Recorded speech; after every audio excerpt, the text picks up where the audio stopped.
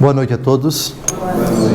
Continuamos o nosso estudo do principal texto na Bíblia que fundamenta a intercessão de Nossa Senhora, junto ao seu Filho Jesus. O seu Filho Jesus disse: ninguém vem ao Pai senão por mim. Logo, está absolutamente proibida qualquer intercessão de qualquer criatura junto ao Pai imediatamente. Todas as criaturas, inclusive Nossa Senhora, podem exercer sua intercessão junto a Jesus. E Jesus acolhe todas essas preces e as apresenta ao Pai. Continuamos o nosso estudo sobre o milagre das bodas de Caná, João capítulo 2. Terminamos o encontro passado falando do versículo 4. Mulher, isso compete a nós, minha hora ainda não chegou. E então Nossa Senhora disse aos serventes: fazei o que ele vos disser. Pronto. Agora vamos continuar. Versículo 6, todos juntos. Ora, achavam-se ali 6 talhas de pedra para as purificações dos judeus, que continham cada qual 2 ou 3 medidas. Existem purificações rituais, existem purificações, abluções, digamos assim, lavaduras. Lavar os pés, lavar as mãos, lavar o corpo todo, ou seja, tomar banho. Deixemos de lado, porque me parece que esse não é o contexto da purificação ritual. Aquela purificação a que estavam obrigadas todas as pessoas quando chegavam ao templo e chegavam sujas nos átrios, ali no alpendre, por assim dizer, naquele espaço ao redor do templo, havia água para as pessoas se lavarem, etc. Por que não vamos comentar isso? Porque estamos numa festa de casamento. É, portanto, uma ablução, uma purificação que tem relação com os hábitos de higiene. Afinal de contas, é uma festa. Quem chega na festa e chega, digamos assim, montado num cavalo, montado num camelo, ou vem a pé, às vezes a roupa, às vezes as próprias sandálias, as mãos, até o próprio corpo, isso exigia que os convidados se dirigissem a esses locais, ali próximos, bem discretos, para fazer as suas purificações. E também durante a própria festa. Afinal de contas, pode acontecer que derrama um vinho, cai uma comida, a pessoa se suja, etc., e se dirige ali para se lavar, para lavar a roupa, para lavar um objeto seu, etc. Então, era costume, numa festa, digamos assim, ter já uma espécie de logística para uma necessidade dessa. Então, eu espero que tenha ficado claro o que significa as purificações dos judeus. Alguns padres da igreja, porém, vão ver nessa purificação dos judeus uma alusão àquilo que Santo Agostinho já intuiu no texto que foi enviado para vocês. Aqui nós estamos numa transição do judaísmo para o cristianismo. Estamos numa passagem do Antigo Testamento para o Novo Testamento. Estamos numa passagem em que daqui estamos numa purificação legal do Antigo Testamento para uma outra purificação que vai ser aquela realizada no Calvário, do sangue de nosso Senhor Jesus Cristo. Aqui já é uma, digamos assim, leitura espiritualizada, uma leitura simbólica, uma visão simbólica, uma tipologia de um detalhe que o apóstolo e evangelista João, que é o autor do 4º evangelho, viu e que os padres da igreja buscaram lá no Antigo Testamento, imagens daquilo que iria se realizar no Calvário ou na pessoa de Jesus que está ali. Então, o ponto de partida, digamos assim, a matéria, a partir de onde, digamos assim, os empregados vão obedecer a Nossa Senhora, que acabou de dizer, fazei o que ele vos disser, são essas 6 talhas. Por que não 7? Por que não 5? Ou seja, por que não menos e por que não mais? É uma pergunta difícil de responder. Mas Santo Agostinho, e evocando Santo Agostinho, estamos diante de uma autoridade que não pode ser deixada de lado. É o texto que eu dei para vocês e que alguns já leram. E eu vou ler, são 2 parágrafozinhos pequenos, é a intuição que ele tem sobre essas 6 talhas. Diz o grande bispo e doutor da Igreja no seu 2º tratado sobre o texto que estamos a comentar. Ele tem vários tratados sobre o Evangelho segundo João, e aqui são os tratados 8 e 9. É o tratado 9 e ele diz: prestai atenção ao que ele diz. O que de mim está escrito na lei de Moisés e nos profetas e também nos salmos. Sabemos, por outra parte, que a lei, a partir de que tempos narra, ou seja, de muito tempo atrás, desde o começo do mundo. No princípio, Deus fez o céu e a terra. Daí, até o nosso tempo, em que agora vivemos, há 6 eras, como frequentemente ouvistes e conheceis. Efetivamente, a primeira era da humanidade se realizou de Adão até Noé. A segunda, de Noé até Abraão. E como o evangelista Mateus segue e distingue por ordem, a terceira, de Abraão até Davi. A quarta, de Davi até a deportação, o exílio da Babilônia. A quinta, da deportação da Babilônia até João Batista. E a sexta, daí até o fim do mundo.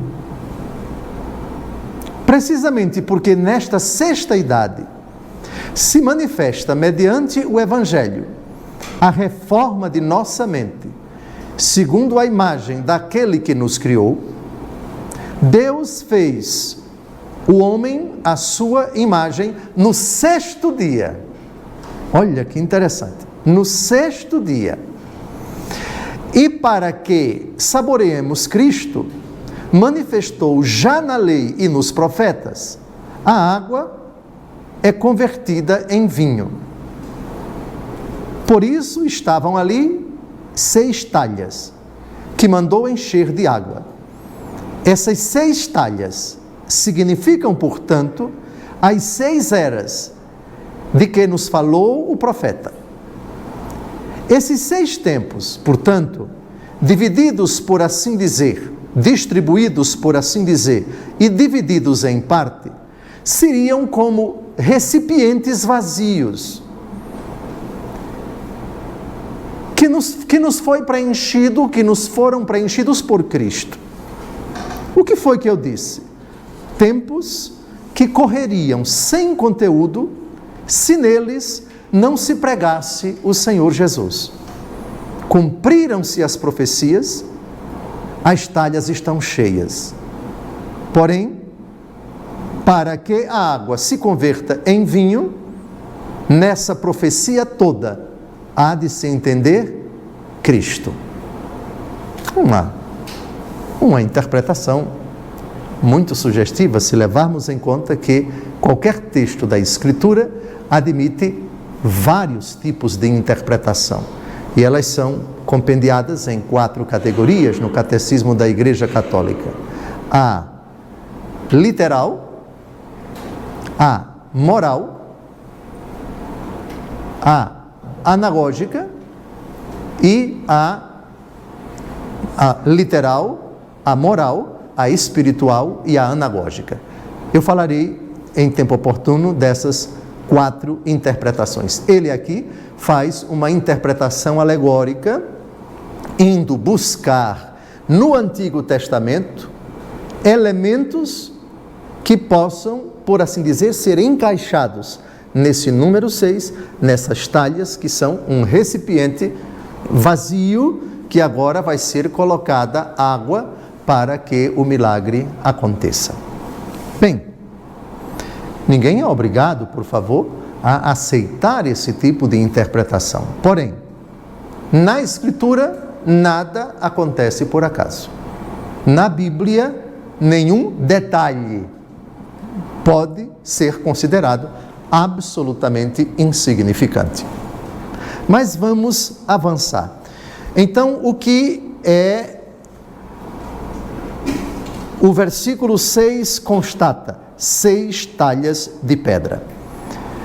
Cada uma delas comporta 2 ou 3 medidas. 2 ou 3 medidas, não vamos explicar agora o que significa cada uma ou 2 ou 3 medidas, mas 2 ou 3 medidas dá mais ou menos 115 a 120 litros de qualquer líquido, mas como foi água, 120 litros de água.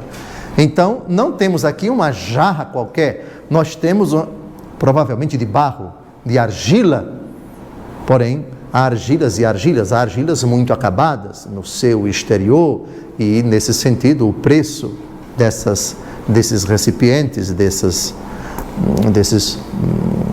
talhas, aumentava de preço, enfim, havia aqueles rústicos. São detalhes que não vamos entrar aqui agora, porque nem sabemos a condição financeira dessa família que está oferecendo a festa. Então, nós temos 120 litros vezes 6, nós temos 700, 6 vezes 2, 12, 6 vezes 1, 6 e 1, 7. 720 litros, não é?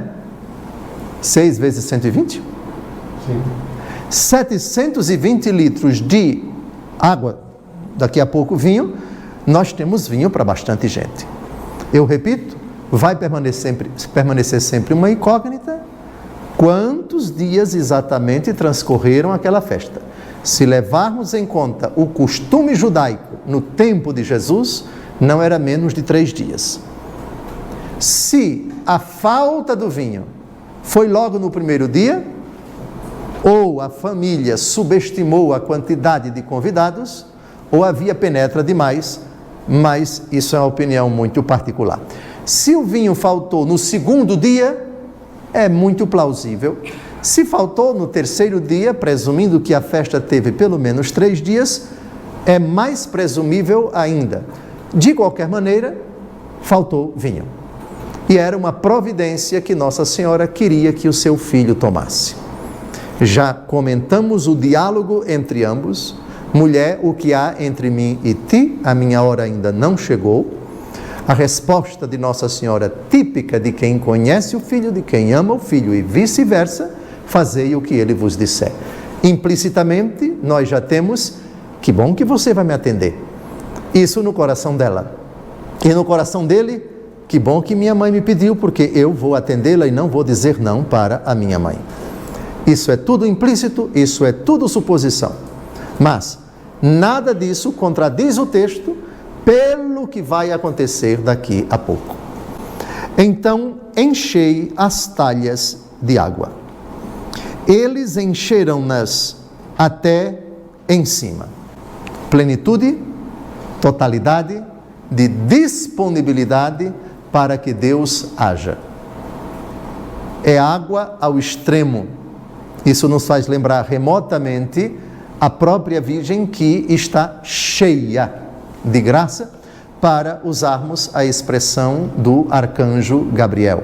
Ave cheia de graça. Aqui as talhas estão cheias até em cima. Vamos ler agora o versículo 6, o versículo 8, todos juntos. Tirai agora, disse-lhe Jesus, e levai ao chefe dos serventes. Aqui nós não sabemos quantos empregados estavam, quantos empregados colocaram a água, mas com certeza o chefe dos serventes não estava. Vamos chamá-lo de mordomo. Aquilo que José foi com relação aos egípcios e ao faraó.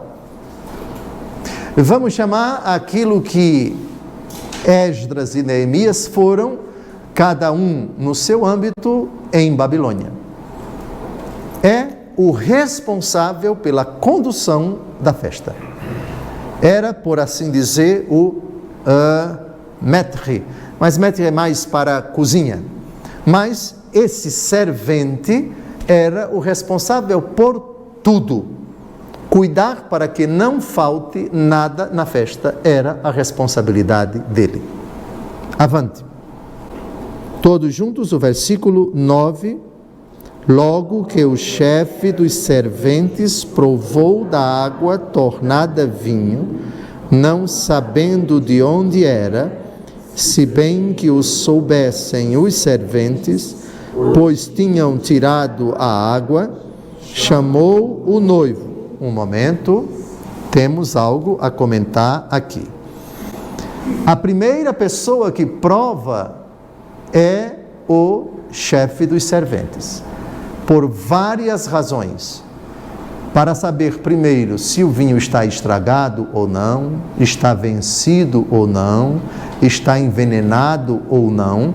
Envenenado menos, mas havia nas cortes, todos vocês sabiam, no ambiente, e vocês sabem, na história profana também, um ambiente de disputa, de inveja, de ódio, de competição, onde a figura máxima, vamos chamá-la de rei, vamos chamá-la de príncipe, vamos chamá-la de faraó, etc., essa pessoa não podia correr o risco de comer qualquer comida, porque ela podia estar envenenada e não podia tomar qualquer coisa, beber qualquer coisa, sem que antes se certificasse. Aquilo dali realmente pode ser comido.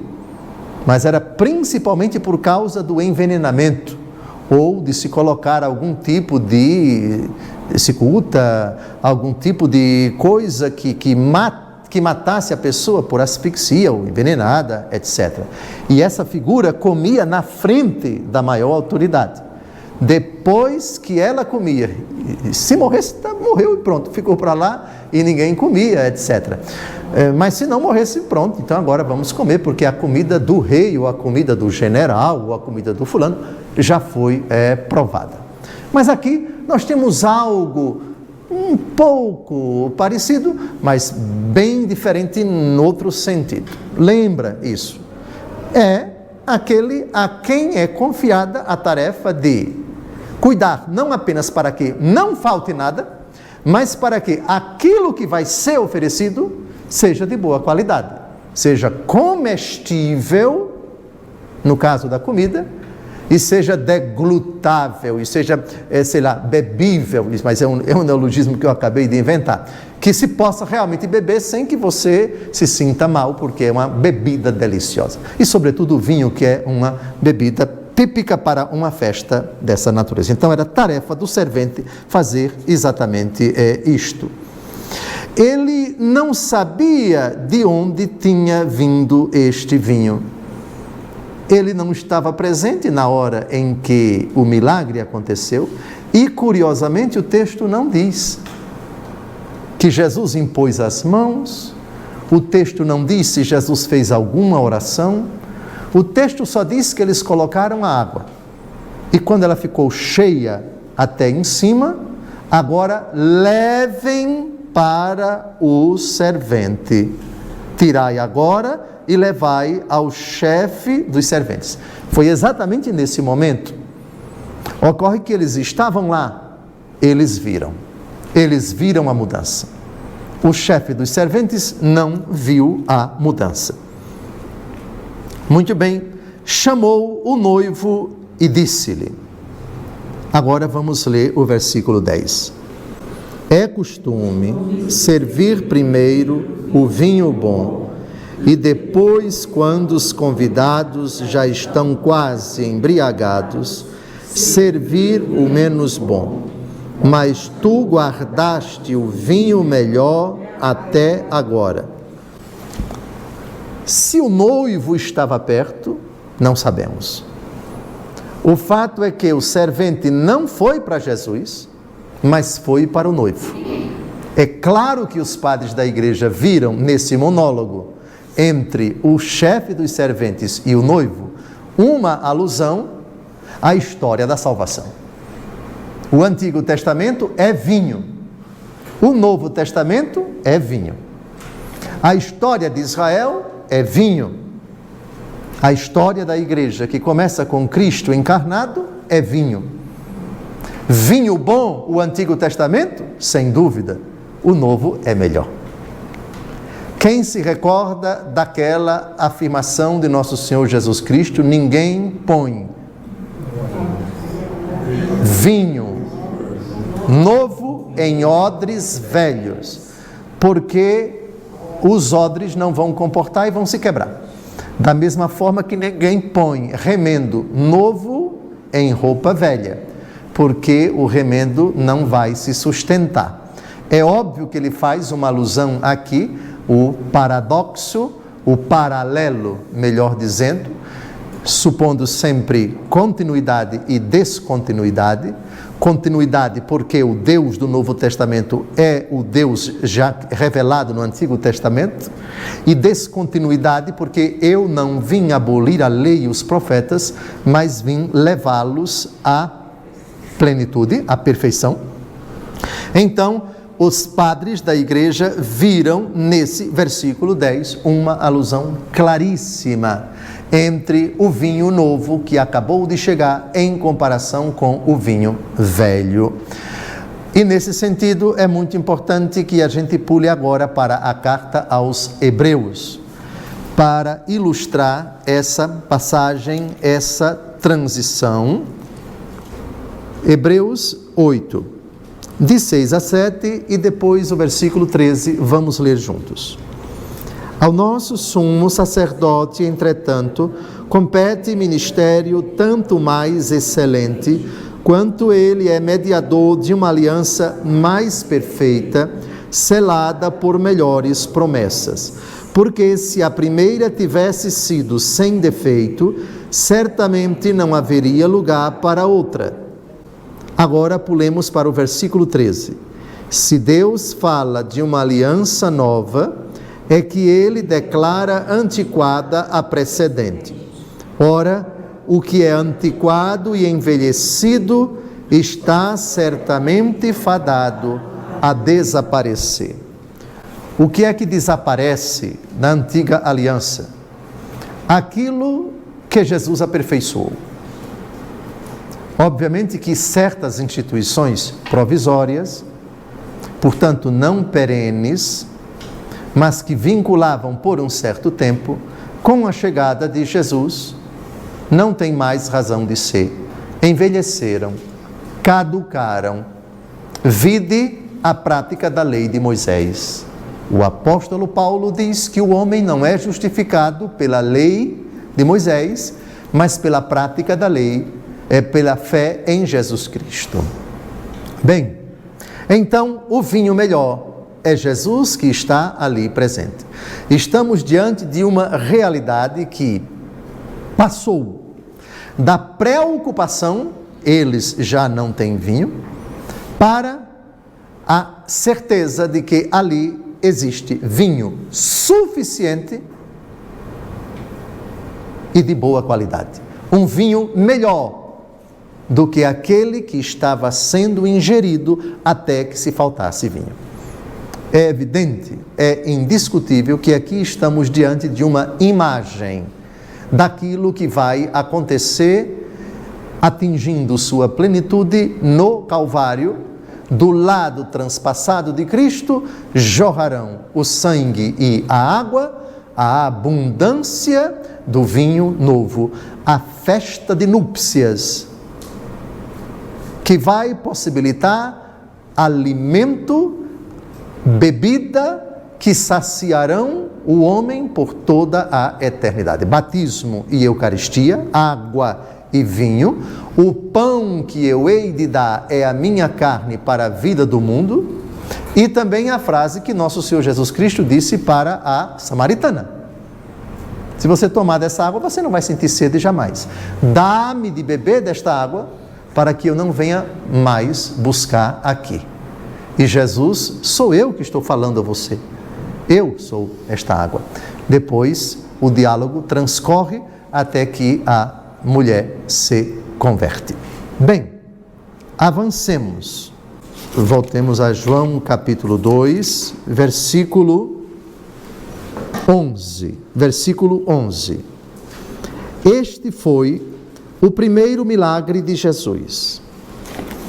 Realizou em Caná da Galileia, manifestou a sua glória e os seus discípulos creram nele. Primeiro milagre. São muitos os milagres, foram tantos que o próprio evangelista João vai dizer: ninguém sabe o número certo. Foram 3 anos de uma atividade apostólica intensa, de, gravem, pregações, exorcismos, curas e ressuscitações, que são prodígios. Bem, prodígios na natureza, prodígios nas pessoas, curar os cegos, os coxos, os mancos, etc. Caminhar sobre as águas, multiplicar pães e peixes, etc.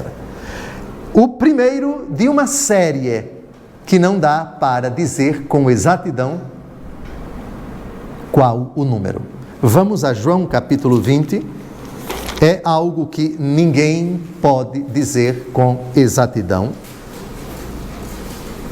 João 20, versículo 30, e depois João 21, versículo 25. Primeiro, João 20, 30. João, capítulo 20, versículo 30. Quantos milagres Jesus realizou depois desse primeiro? Responde São João. Todos juntos? Fez Jesus, na presença dos seus discípulos, ainda muitos outros milagres que não estão escritos neste livro, mas estes foram escritos para que creiais que Jesus é o Cristo, o Filho de Deus, e para que, crendo, tenhais a vida em seu nome. Ninguém sabe. Muitos outros. Agora, pule para o último versículo do Evangelho segundo João, capítulo 21, porque esse versículo amplia, fala não apenas dos milagres que não estão na Bíblia, mas também de outras coisas. Portanto, Jesus pregou muito mais do que o que está registrado nos 4 evangelhos. Está claro? Vamos ler? Jesus fez ainda muitas outras coisas, se fossem escritas uma por uma, penso que nem o mundo inteiro poderia conter os livros que se deveriam escrever. Então vejam que impressionante.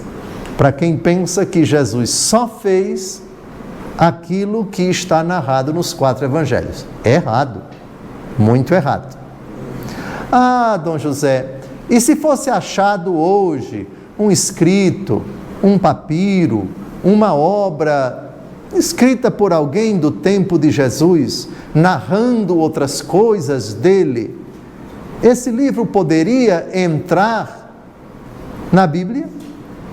O Papa poderia autorizar? Qual é a resposta? E claro que sim, estão certos, vocês estão certos. Agora vamos buscar a resposta na Bíblia, tá bem? Porque, ainda que se achasse um texto escrito por São Paulo, ainda que se achasse um texto escrito pelo próprio Jesus, ainda que se achasse um texto escrito por vários apóstolos que colocaram sua rubrica, sua assinatura naquele texto, O que é que a própria Bíblia diz a respeito disso? Entra ou não entra? Pode entrar ou pode não entrar? Apocalipse de São João,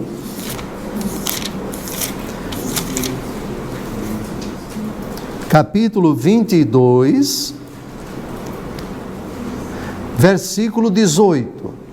Apocalipse, capítulo 22, versículo 18 e 19. O que nos interessa é o versículo 18, mas é bom ler o 19 também. Apocalipse, capítulo 22, versículos de 18 a 19, todos juntos. Eu declaro a todos aqueles que ouvirem as palavras da profecia deste livro: se alguém lhes ajuntar alguma coisa, Deus ajuntará sobre ele as pragas descritas neste livro. Cruz credo. Então pronto, já para por aí.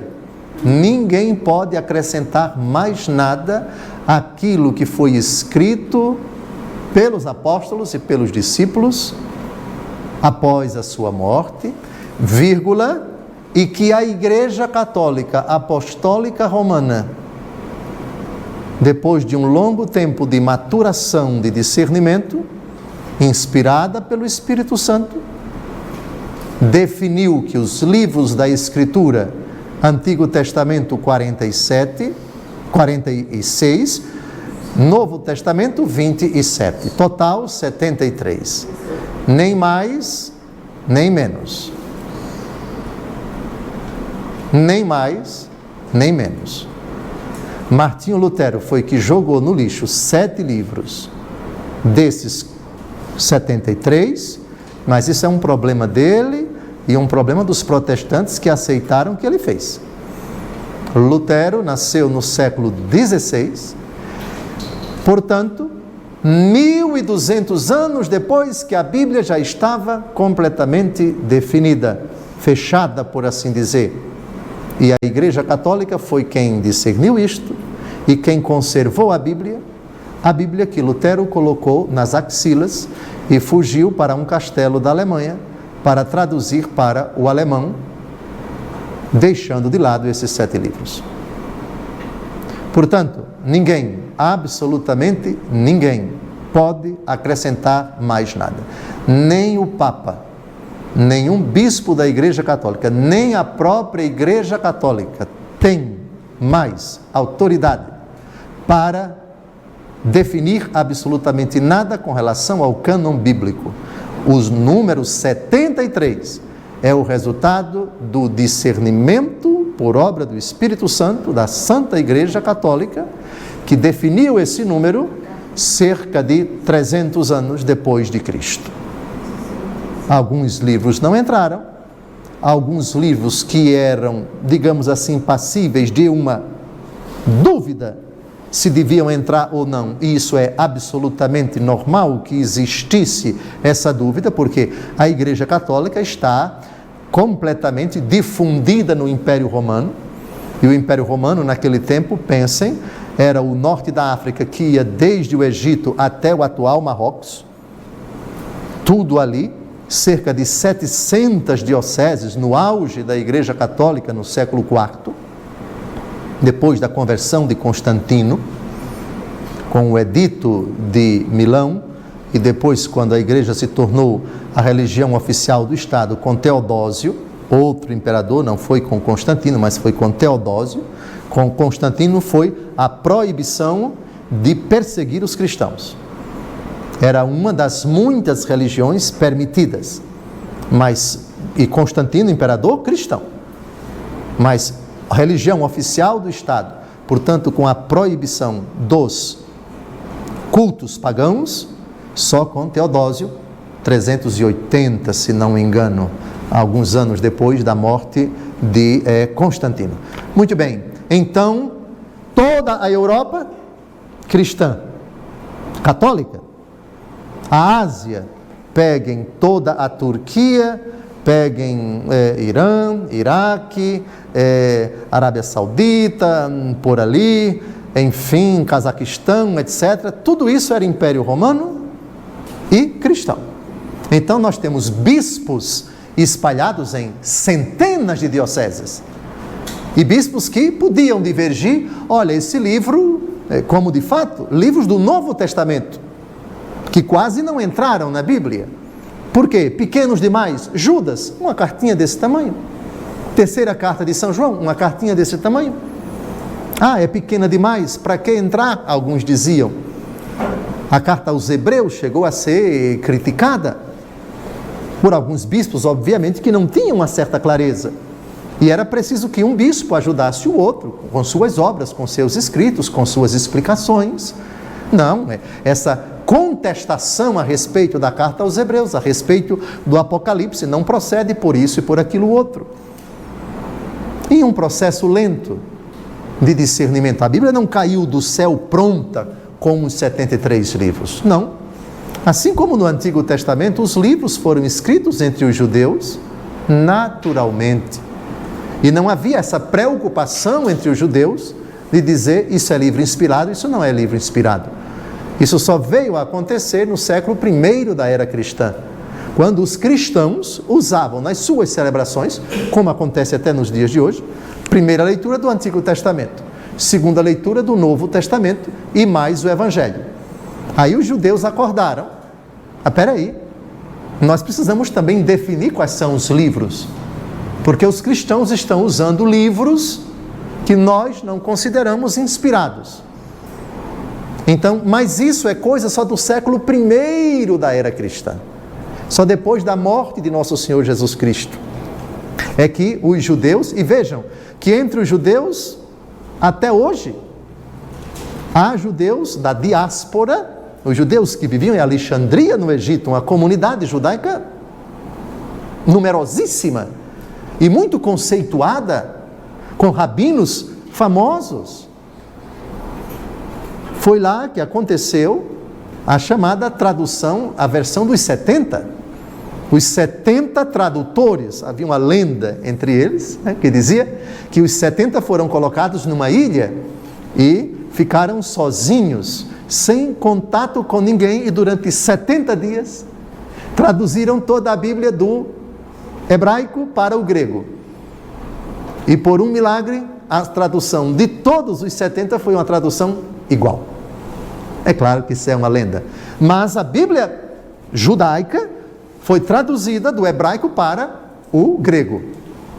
Só que alguns judeus bem tradicionais disseram, não aceitamos livros que não foram escritos em hebraico, livros que não foram escritos fora da Terra Santa, livros que não foram escritos antes de Esdras e de Neemias, que segundo eles, o judaísmo propriamente dito nasceu em 620, com Esdras e Neemias, com a reforma, quando voltaram do cativeiro, reconstruíram o templo, e o templo foi consagrado no templo de Esdras e Neemias.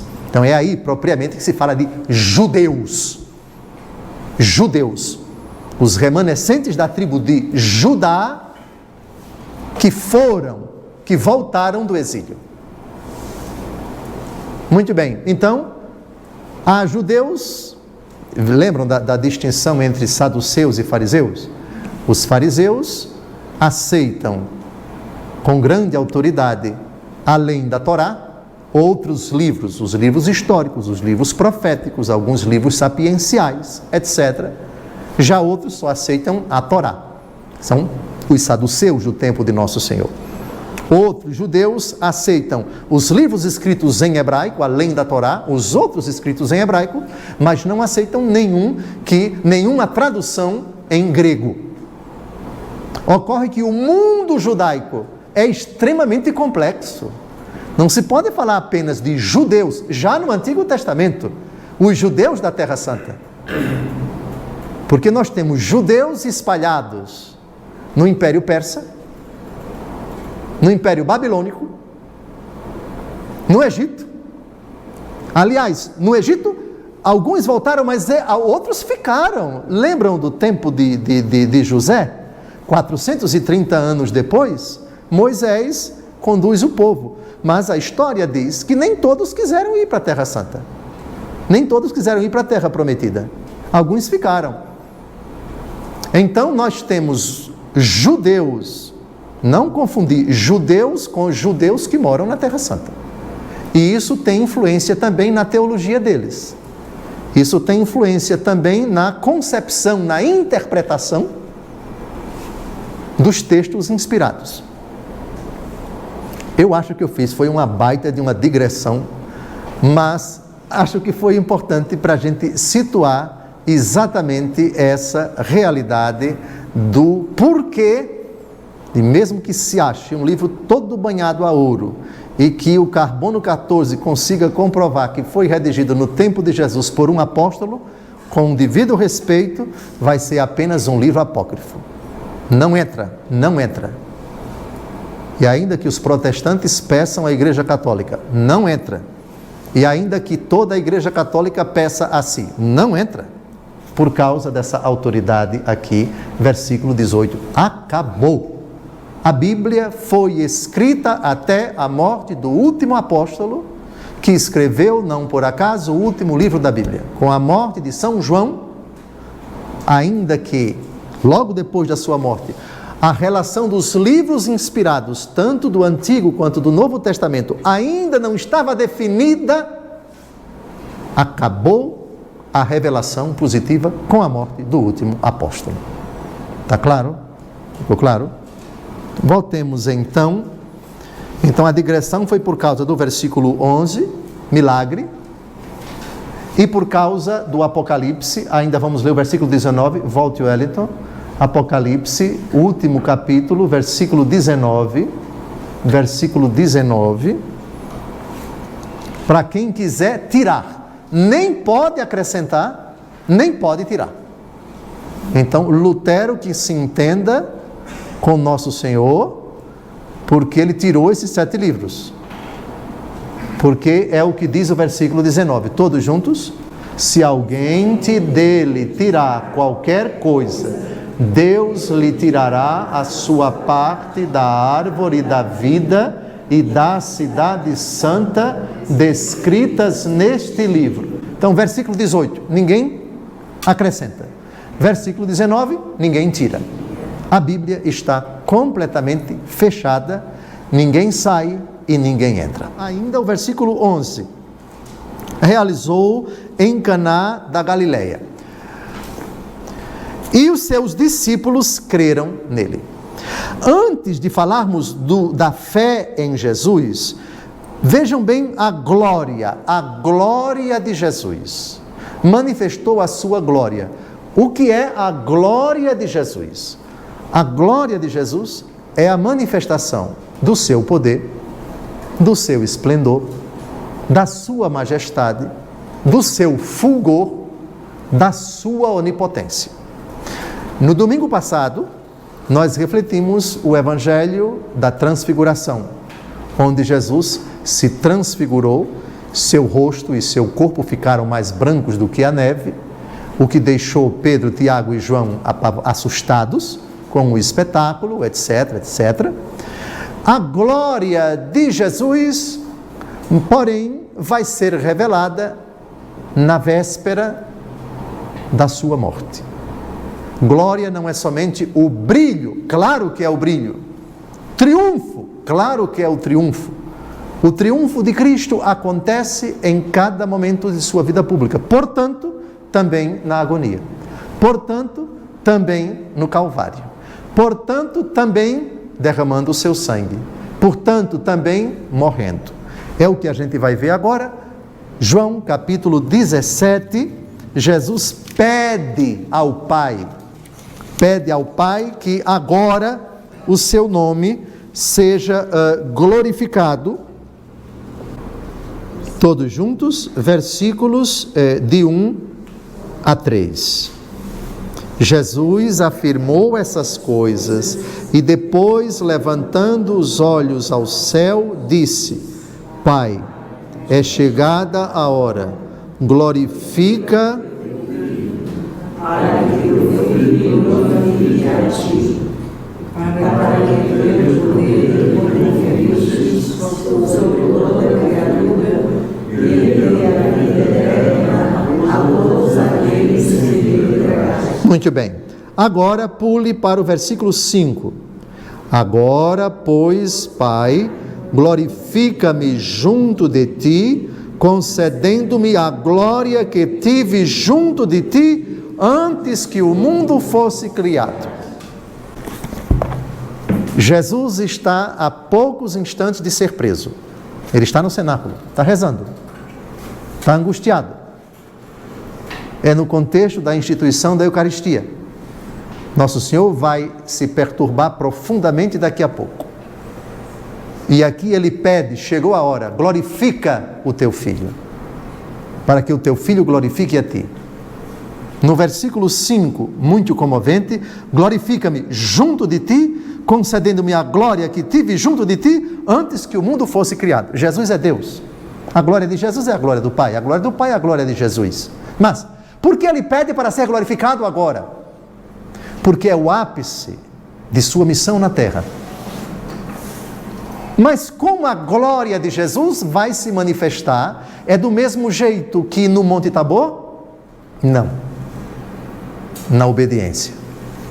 Jesus é glorificado no tormento, no pavor, na rejeição, na traição, na flagelação, na coroação de espinhos, na cruz que ele carrega, na crucificação, na agonia e na morte, obedecendo.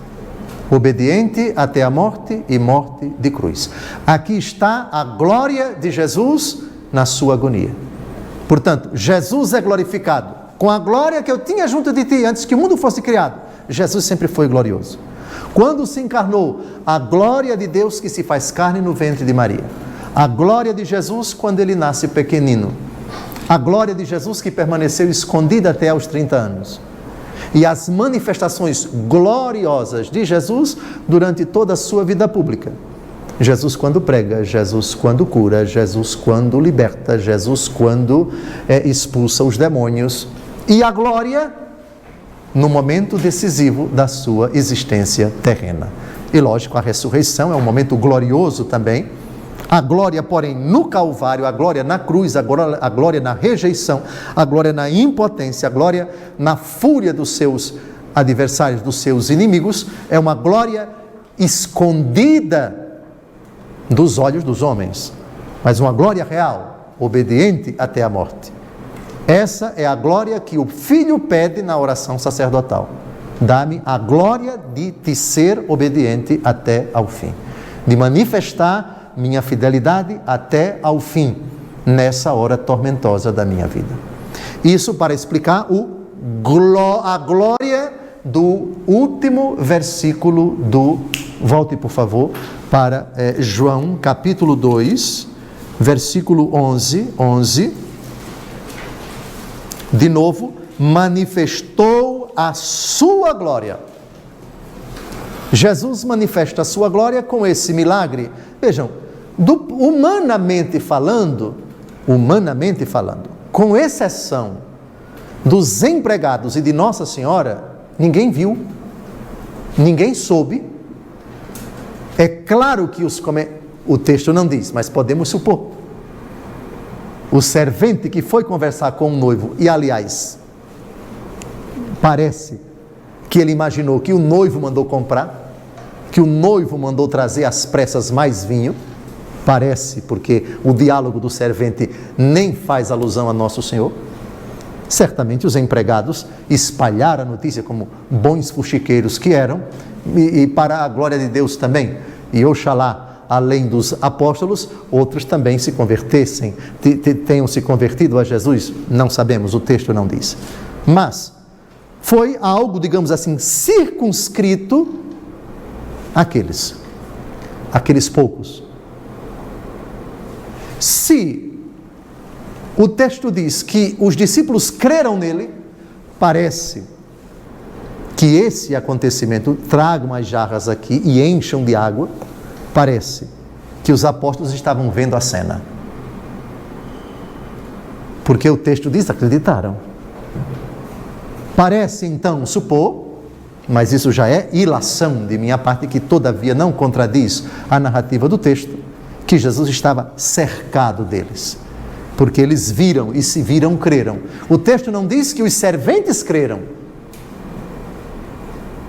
Também não está proibido dizer que eles creram. Mas tudo começou ali. A sua missão taumatúrgica, ou seja, esse aspecto importante de sua vida pública, realizar milagres, o primeiro foi esse. O primeiro empurrão, como que a divina providência a dizer: esse que acabou de chamar vocês no mar da Galileia, esse que acabou de chamar vocês no telônio, aqui e acolá, vocês ainda não sabem bem quem ele é. Vocês não sabem bem de onde ele veio e os poderes que ele tem, vão começar a ver agora. E nisso tudo, Nossa Senhora, a discretíssima apóstola, por que não dizer, ali, certamente feliz, porque contribuiu, por vontade explícita de Nosso Senhor, que o primeiro milagre de sua vida pública acontecesse graças à sua intercessão. Eu repito, muito educada, muito fina, muito polida, muito diplomaticamente, mas também muito incisivamente, é impossível, absolutamente impossível prescindir, fazer pouco caso, ignorar a participação discreta, mas efetiva da Santíssima Virgem ao longo de toda a vida pública de Jesus. No próximo encontro, nós vamos tratar da presença, da intervenção discreta de Nossa Senhora ao longo da vida pública de Jesus. E vamos perceber que, se ela não aparece como personagem de destaque, ela não aparece. Nunca apareceu. Aqui é discrição demais. Discretíssima, mas efetiva a intervenção dela.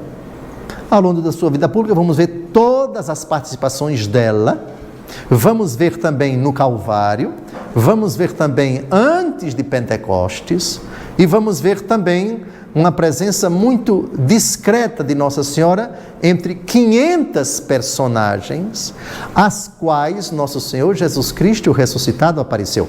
Eu disse 500 porque é o número exato citado pelo apóstolo Paulo. Jesus apareceu a 500 pessoas. E excluir Nossa Senhora é, no mínimo, um equívoco grasso, ou crasso, grasso em espanhol, crasso em português e em italiano, supino. Não se pode dispensar essa discretíssima presença ao longo de toda a história da igreja primitiva, até o último texto onde ela é citada e depois ela desaparece. Na verdade, o desaparecimento de Nossa Senhora já está profetizado por Nosso Senhor no capítulo 19 de São João. Eis aí o teu filho, eis aí a tua mãe. E o texto diz, a partir desse momento, o discípulo a recebeu em sua casa. A casa de São João não foi Israel, mas foi a atual Turquia, a cidade de Éfeso.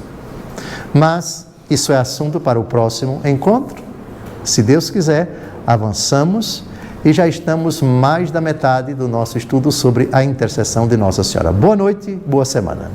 Boa noite.